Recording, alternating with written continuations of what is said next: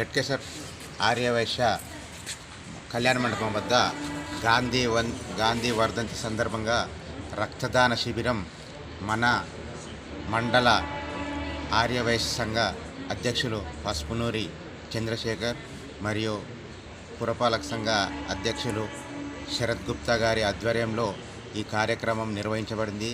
ఈ కార్యక్రమం ఇది రెండవసారి. ఇప్పటికీ కనీసం ఒక 15 మంది రక్తదానం చేశారు.